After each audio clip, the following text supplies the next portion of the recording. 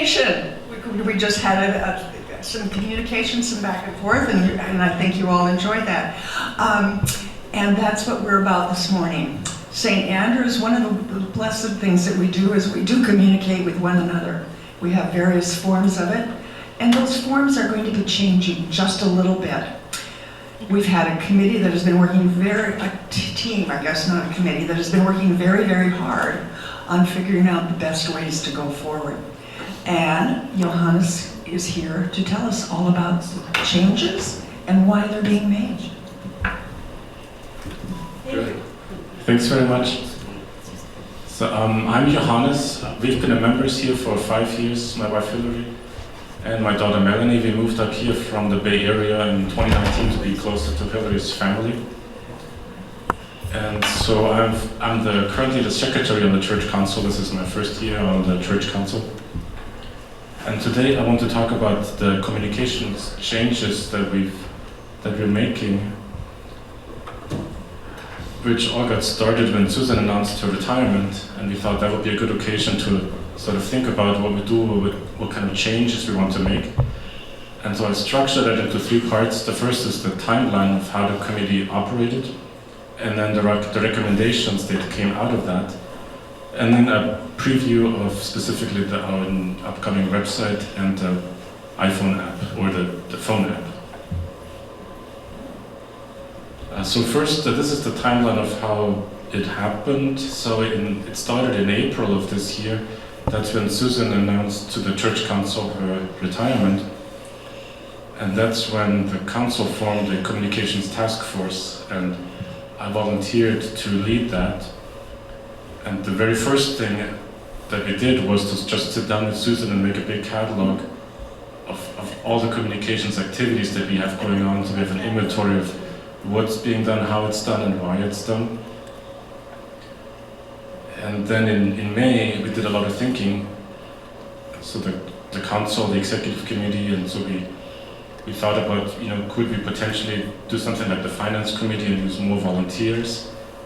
But we decided that communications is very crucial, and it needs to have a dedicated person behind it. So we didn't feel like we could really do it on an all-volunteer basis. And then there was some thinking about the church collaboration that's going on with the other churches, but that was a little too soon. And so then in June, what we did is we hired Heidi Francis as a consultant. She has worked at various churches in the area, and she's an expert in church communication and especially the modern methods. And so we thought she would be a good resource to give us some suggestions and recommendations of what we should be doing. And at that point, the council also decided to reactivate the communications committee. There had been a communications committee here, but for the last couple of years hasn't really been meeting because Susan has been doing such a great job that there wasn't really any need for a committee. And so the committee was kind of defunct, so it was only me at that point and Susan. And so there was a call on Sunday mornings and also in a couple of the trainings for new people to join the committee, and we actually had 4 people that volunteered. 2 of them were recent members, 2 of them were long-term members. Some of them were a little younger, some a little older, so it was a very diverse group. And we started by having a focus group meeting led by Heidi, where she just talked to the committee members how they feel about communications, what they were looking for when they were looking for a church home. And then basically Heidi went to work and she worked on this report. And the way we had it structured was that she would just write a report of recommendations of how communications should be done these days for a church. And she also made mock-ups of a new website. So we didn't want to do the actual implementation of the website because that would have been a one-time job, but we wanted her to work on the mock-ups that show what the website should look like and how it should work. And so that we could then implement it on any platform that we wanted, and we could also share it with the other churches in the cluster. And then in August, late August, we received the report from Heidi. And then in September, we started our regular meetings to go through the report and decide what does it mean for us and what changes should we make. And then we sent a set of recommendations to the council. And then in October, you might have seen it, we published just an update in The Voice. And also we're doing this presentation today. Good, and I saw Sharon come in. Oh yeah, I'll hand it over to Sharon. Good morning, I'm Sharon Gurtel. I'm standing in for Michelle Vossler, who is not feeling well today.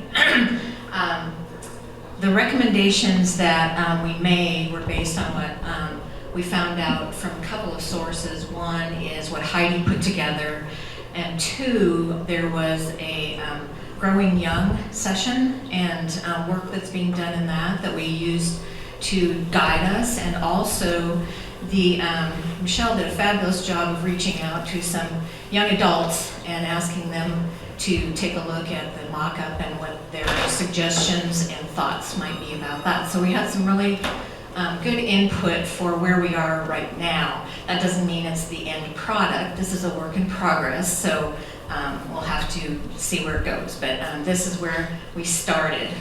All right, so the basic premise for the new website is that this is really supposed to be a more outward-facing thing for people who are looking for churches or looking at what churches are doing, versus what we have now is more inward-facing just for our congregation. And it was people were wanting it to do a lot of things that got a little tedious for maintaining. So what we've tried to do is simplify it a little bit and make it more available information-wise for people who are not familiar with church, going to church, and they want to know things like what happens at services, what time are services, what do I wear, those kinds of things. And then for members, we have a direct link to the live stream from the website. We have an events page where you can find all the things that are happening in the next little while. I'm not sure how long that is, but you can find the events that are happening in the next little while. And also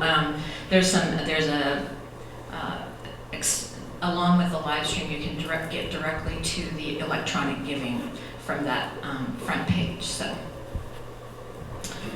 a little bit about the bulletin. The bulletin is also a communications piece, so it is within the scope of this task force to address some things with bulletins and as well as other communications. And what our overall goal is to streamline things so that they're more usable, take less staff time to produce, and are helpful for the congregants and for the staff. So the bulletin for visitors, that we're doing things like including all the music, so they don't have to juggle where am I supposed to be in this book, and things like that. So we're doing that. We've taken out quite a bit of the internal information that we hope to be able to link with a QR code when the new website goes up, to go to the website to find out things like the outreach information or that kind of stuff. For staff, we're consolidating the bulletin to one format. Instead of having a large and a small bulletin, we're just going to have the large one. We were finding that, and the ushers informed me of this, is that most people preferred the large one. And so it made sense for that move to be made, just to have a large bulletin with everything in it, so that we're all on the same page most of the time. The newsletter, The Voice, was done monthly. It took a high amount of staff time to put that together, as well as people who were submitting things. It took a long time to write stuff for it. The cost of doing that was high, both on staff time and as well as mailing it out to the congregation members who wanted it mailed. So we made a decision to stop producing The Voice and convert everything to the weekly newsletter in probably more of a rotational manner for most subjects. So you won't see everything. We can go to that. That'd be nice, but this is the people who want to. Oh, sorry. So the trendings is weekly, comes electronically, and the cost is low to produce this. It's easier to produce, and so things like finance reports, which used to come out monthly in the Voice, will come in the trendings, but on a rotational basis. So once a month maybe, or once every 6 weeks, or whatever that turns out to be. But it will still be available on the website. And once again, we're trying to incorporate technology so that we don't have to print all this stuff. And we can keep it more up to date if it's available electronically than printed. That said, the trendings is being printed, a few copies for people who prefer that method to do that. So there will be copies of the trendings available in the narthex, as there has been, probably more than Susan was reading there, but just a few, so that people who want to pick it up and read it, or visitors, or somebody who wants to pick it up and read it, there will be some printed available. We're not going to be mailing it at all. No, we are mailing it to people who do not have good computer access. Okay. We have a group that we traditionally mail things to. Okay, thank you for that, Sherry. And if you want to be on that mailing list, let us know. Yeah, we're hoping to reduce the mailing list by some. So we're combining, like I said, what was in the Voice as information into the weekly publication. It won't all be there every week. It will be on a rotational basis, and it will be, if you have something to submit to Kathy for publication in the trendings, that deadline is Tuesday at noon. So you can email Kathy things that you would like to see in there. It may not end up in there when you want it to, unless you have a direct conversation to her with it. But I think you can submit things to Kathy, and by Tuesday at noon, and it will probably be in there, barring any complications. So the new newsletter, again, is weekly, and it's less costly. It's readily available anytime, anywhere. It'll be available on your phone, because we have an app that Johannes will show you, as well as the website. So it's really quite lovely. Okay, your turn. Johannes did all this mock-up, so yay. Good, thanks, Sharon. And in fact, so these are actually not mock-ups. This is, I'm going to show the real site. It's just not quite live yet. Mainly, so this is for background. I need to get this a little bigger here. So you might know that for giving, a couple of years ago, we switched to this Tithely platform. And so it turns out that Tithely actually has more things than just giving. And it also turns out that Tithely has a special package deal with the ELCA, where for a small fee per month, you can get all of the Tithely services. And so we thought, to save cost, it would make a lot of sense to consolidate on this Tithely platform, because we get a lot of services basically for free, because we pay for it already. And that includes the Breeze database. And now it also includes this website, so we no longer have to pay for website hosting elsewhere. And it also includes this app, so they have a way to make an app for your church in a very user-friendly way. And so this is what it's going to look like. The staff is putting the finishing touches on it right now. But the two main goals was to make it work better on the phone. So in fact, it looks great on a phone, like you would expect, because most people look at it on a phone. So it looks a little bare on a big computer, but that was the goal. And the other goal is to be like a virtual front door for new people. So we expect that most people will come here, people that are looking for a new church. And so we have a big welcome up here. And just some high-level information so that people see there's an ELCA logo and there's a Reconciling Christ logo, so the things people want to know up front. Then we will have this a welcome video from pastor, and a preview of upcoming events. And so those are the things we want to show right off the bat. Now for members of the church, the two things that you would care about is the live stream. You want to go to the website and quickly go to the live stream, and you want to find out upcoming events. So those are the two things that we as members care about. And so we have a big live stream button right here. And what's nice is this tithe service has a built-in live stream player. So the end has its countdown timer, so it shows directly when the next live stream will start. And it will start playing automatically. And then there's this nice archive here on the side where you can go back to the previous live streams, and it has a link to also go to the bulletin. There's a link on the top where you can donate. And so it's a very distraction-free environment, so you can focus directly on the live stream. On the back end, nothing is changing. The live stream is still on YouTube, and so you can click on the YouTube button anytime you want to go directly to YouTube like you've been doing today. But if you prefer a distraction-free environment, then it's directly here on the website.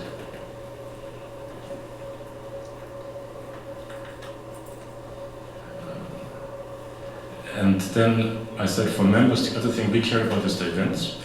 And so this website has a very visual way of doing events. And so you get this list of upcoming events and a nice picture next to it, and you can go into it to get the summary of that event. And so the advantage here is this only focuses on the public events that are hosted by our church. So you don't have to filter out all the committee meetings and the AA meetings. You have a nice way to see only the really public events that you would be interested in. Of course, sometimes you do want to know all the details, and so we still have the old calendar available, which takes a little while to load because there's so much going on. But so this is the old calendar that you're familiar with all the committee meetings, all the third-party meetings in the building. So that's still there, but we thought it would be very helpful to have a list of events specifically for public events that we and visitors would be interested in. And then, of course, we have a very nice ministries page with all of the ministries that we are doing here. And so we've structured it into these five big areas: children and youth, adults, which is really discipleship, but we were trying to make it more streamlined, and then outreach, health and wholeness, and music. And then you can click on one of these and you get sort of this portfolio view of the different things that are going on at the church, so that people that are looking for church, they can quickly find out what we're doing and what our priorities are. And then of course we have the giving page, and there's now a nice button to directly go to the giving. And then on the homes page, if you go down, here is this download the app. So somebody could, and on the phone they can just click this button and download our app. And so this app doesn't cost us anything. It's part of this tightly service, and there's a backend where you can log in to put your app together like in drag and drop fashion. And then what you end up with a nice St. Andrew's logo, and this is available for both for iPhone and Android. And then we have total control over what's shown here. So for now we put a big button for the live stream, and then we put a button for the events, so you can just tap on that and then you see the upcoming events. And then, for example, for outreach, so here we put the outreach information that you might want to know as you head to church. What should I bring to drop off in the corner of blessings? And you have an archive of the newsletters. So if you want to go back and see what was in the newsletter, you can read that here. And the other nice feature is there's a newsfeed view. So there's There's the home view with these big icons.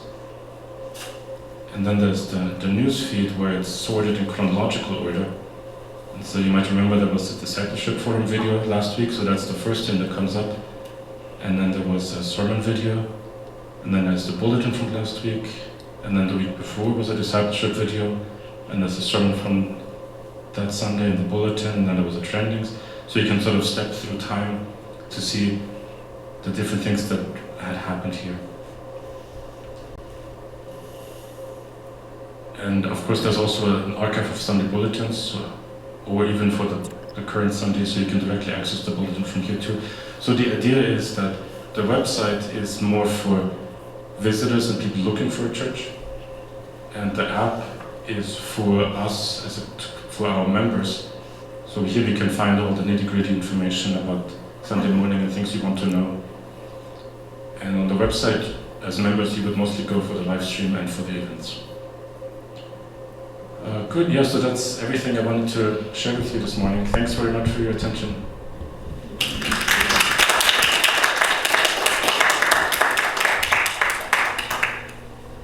Johannes, we've got questions.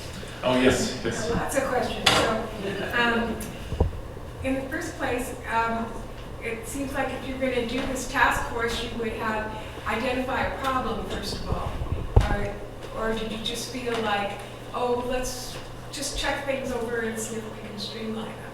Did you perceive there was a problem with the number of hours the staff was spending, or with the cost of doing the voice to start with? I mean, in terms of the problem, we felt we were maybe a little behind the times compared to other churches, and especially what younger people are looking for. And I mean, that was maybe in the back of our minds for a long time. And so it all started then when we had to switch communications directors, and so we thought that would be a good time to make some changes so that the new person coming in doesn't have to learn all the old systems first and then learn all the new systems. Maybe now is a good time to switch to make some changes, and then the new person can directly work on those. Our focus was only on modernizing the communications. So there was nobody looked at the cost of mailing the trainings every week compared with the cost of mailing the voice once a month? Because I know a lot of people in our church that don't have smartphones and do not use the internet. They don't have a computer, they don't have smartphones, and they like it that way. They want to see the print, they want to see something. And some of them are not able to attend church and pick it up on Sunday morning. Yes, I totally agree with that. Say how many of our members don't have smartphones and don't have computers. Right. Yeah, that's why we work with the external consultant who came in as church. Yeah. I mean, Heidi Francis isn't. She used to be a member here. Right. Yes. Yeah. Mm-hmm. Sharon, how many people are on the list that feel like they would like things mailed? Just to give us a sense of that. I'm going to say 10 to 12 at the moment, and we've been telling people who are asking about the newsletter that we can put them on the mailing Ways list. to identify themselves quickly in this change. What I'm worried about is the number of people who are not self-identified yet as needed and it's mailed to them. So that's really a takeaway from this, is to make sure that people who might feel uncomfortable with the new plan identify themselves, so we can make sure So that that we communication can doesn't make sure fall. that they get the things. Yeah, so that- And one of the problems that I hear sometimes is that people have a problem, well, like Cheryl said, we have a graying population in our church, and many of them are facing eye challenges. And reading some of this stuff online, for instance, I have trouble reading trendings on my phone. I can do it on my laptop. And perhaps what we need to do is have an adult forum or an OWLS meeting and offer to teach people how to use their electronic devices to access the same kind of stuff. If they have them. Yes. So I'm Dave Bossler, listening to me. I'm also on the church council with Johannes and several others. I'm not one of the executives. I'm just an at-large member of the council, so I don't know all the discussions that go on at the executive council meetings of secretary, treasurer, vice president, president. But I think let's not dance around the fact that finances are a problem. They are, and all you have to do is look in this week's trendings or whenever the last trendings came out that showed our finances, our donations were way down in August. I mean, way down in September also. And so,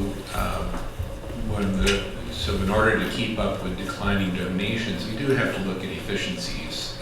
And I think that, broadly speaking, the council really recognized the fact that there was a lot of inefficiency in having the whole calendar and all the upcoming information at the very back of the bulletin, and then having trendings coming out every week, and then having the voice come out every month. A lot of it was duplicated information. Wouldn't that be fair to say, Johannes? Anything? Yes.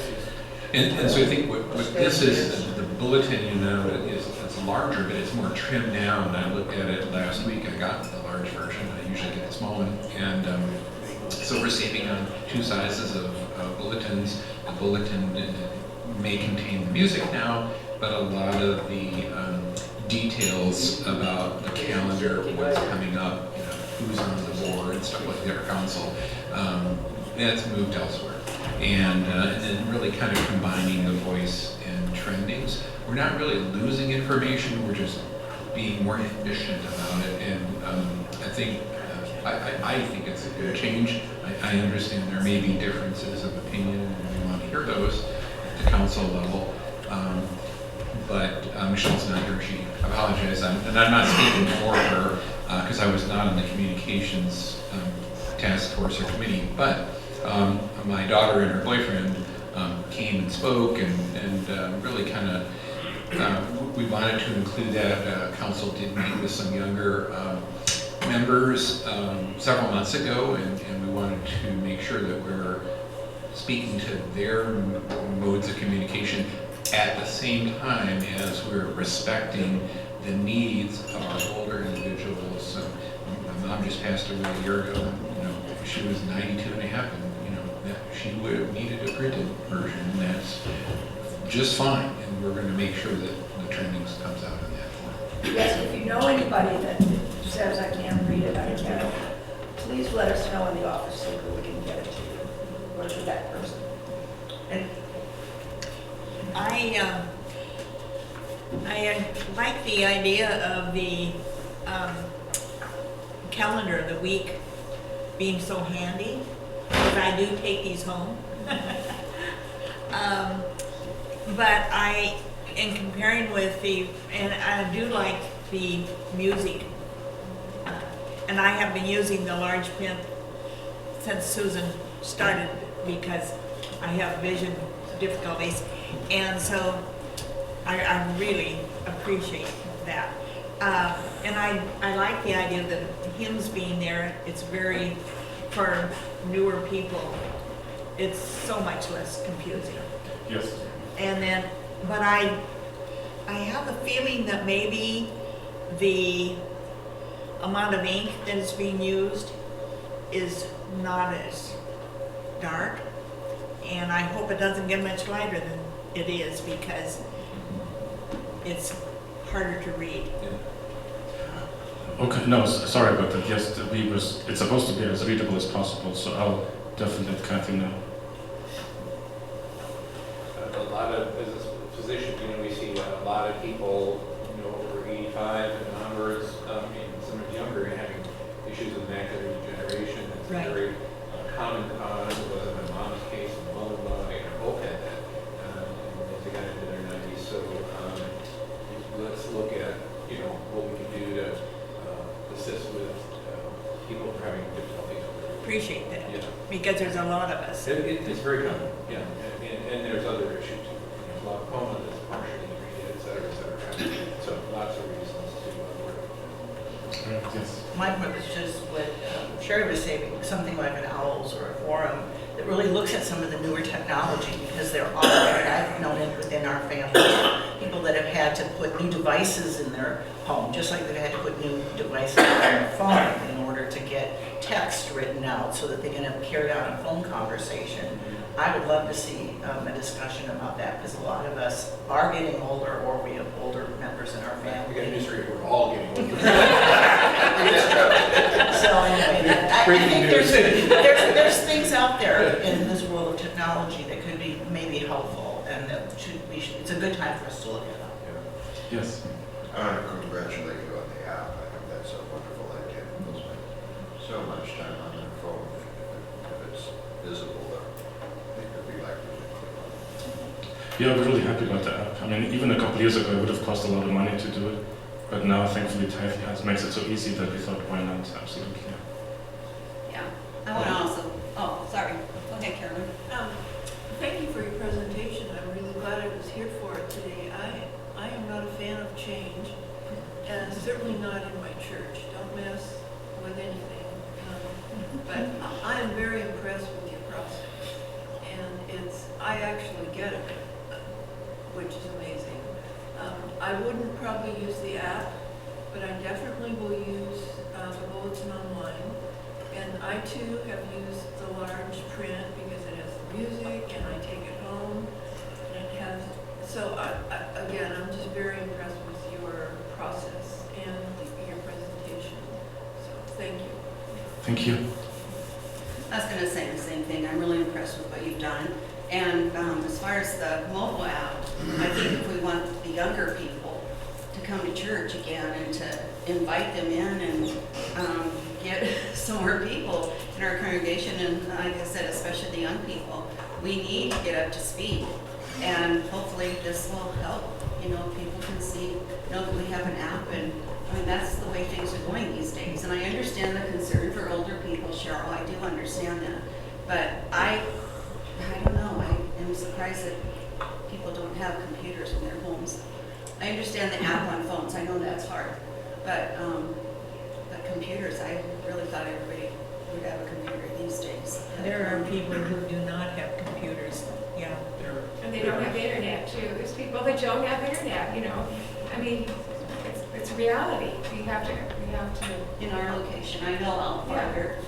You know, I mean, they don't, it's not free. They don't want to pay for internet. Yes. Yeah. Okay, I understand. They don't need it. And for those folks that are in assisted living or something like that, you know, or whatever the living situation, Right. They are facile with using a laptop. My mom was, but then I got some difficulties. She first thing in her life. You know, so things can change. And I think, you know, what the team has done, I want to congratulate Johannes and everybody who worked on that shirt and others. I think we're trying to meet the needs of everybody's needs, right? Even the people who aren't here, the folks who aren't here because of age, disability, medical conditions, mobility issues, and the young people we want to attract. So we've got to meet everybody where they are, and that's different. As somebody that has made a living as a graphic designer, the effort that it takes to do one picture on a banner, on a pamphlet on the front page, I could appreciate the amount of time saving efforts that taken to the mainstreaming the bulletin. I new member coming in and using it wasn't traditional for me. It was flipping back and forth and figuring out where we're at. It took me about 2 months, but I appreciate for thinking this, making it available for newer members. I have also used the website the last year, even before I became a member. I was looking at the webpage, and that events page didn't populate, and so making that work a little bit better is appreciated. Thank you. Yes, you're welcome. Yes, that's our experience too, that most people that are looking for a church, they will first look at the website, and they will look at it more than the members do, and they might watch the live stream, and only then will they decide to come in the door. So we wanted the website to be welcoming and free of clutter. And also we wanted to have the events nicely structured and visual. Yes. Thank you. As a retired Secretary of St. Andrews, I commend you for your committee for, I remember the mimeograph machine. Exactly. And the cost. It was, hey, when Myra and I first started with the computer, they had to bring in a blackboard. And they said, okay, this is what your typewriter does, and this is what your paper does. And it was so fantastic. No more whiteout on the... So I commend you. But also, as Sherry said, those who need it can have it mailed to them. So, fantastic. Thank you very much. I don't know much about this angle of things, but is there any concern about privacy, given that all this stuff is, I know it's been out there for a while, but does anyone have any concern or any issues of, I don't know if there's a way to protect that, scammers, whatever, so just curious about how that element would maybe impact us. Yeah, in fact, so far it doesn't impact us because everything we're doing is public information.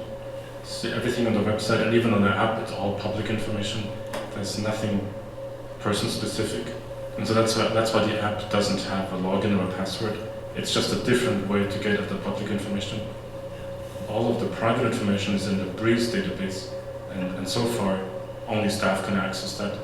So we are hoping in the future we can have at least the photo directory portion of Breeze maybe accessible by the public or by members with a login, but that will be a separate project. So in this project we're only dealing with public information, and hopefully in the future we can have a place where you can log in and then see the photo directory. I like that idea, yeah, I think that's excellent, thank you. I think Kurt's been working, I don't know if you want to say anything, Kurt, about I don't want to say anything. computer security. It's a long-term project. It's, It's said to put the directory online so that in your app you can call, who's that sitting next to me? Oh yeah, with their picture and everything. So that's a long-term goal. Right. Well, the long-term goal is to get everybody to get their pictures in. Yeah. But yeah, just people's names, email addresses, various things like that. Well, it's a big deal. I mean, hospitals are getting hacked all the time. We have a team of people, teams and teams of people at UW Medicine. I have friends at Boeing that are hacking Boeing multiple times a day, trying to get in and get information. So. And obviously, before we move ahead with that online directory, the security of that information would be one of the top paramount goals before we make it live. And there would have to be some kind of a member login, but on the other hand, we don't want it to require a drop of your blood or anything to get into. So we have to balance the convenience with the security. But we finally have the directory, so let's be sure we're using it. Thank you, Susan. Yes. So that, it should be sitting right alongside our devices so that if we've got that question, who did I sit next to? Who's that new member in choir? That we can put through and get that. And it means we have to write down that person's name a couple times so it gets in our head. We've got the resource now, so let's use it. So let's not worry too much about having the online directory because we got one in our hands. So let's use it. Absolutely. Good. So it's 15 till 10. I think that was it for today. Thanks very much for coming. Thank you.